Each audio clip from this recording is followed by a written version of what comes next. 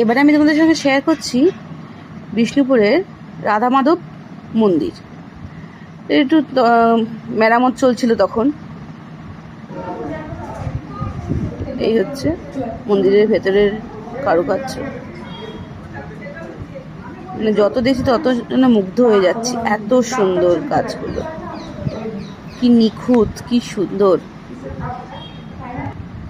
পিছনের দিকে এরকম রান্নার জিনিসপত্র রয়েছে। এইটা সেই একটা গাছ যেখানে গণেশের মুখ পাওয়া যায়, দেখা যায়। আর এবার হচ্ছে এই যে বাসে করে আমরা এবার ফিরে যাচ্ছি বাঁকুড়া, যেখানে আমরা হোটেল নিয়েছিলাম।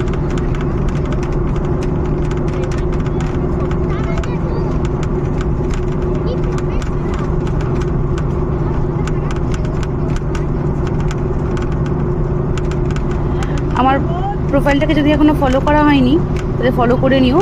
এরকম অনেক ভিডিওস তোমরা দেখতে পাবে। আর লাইক কমেন্ট শেয়ার করে আমার সাথে থেকো। ততক্ষণের জন্য বাই।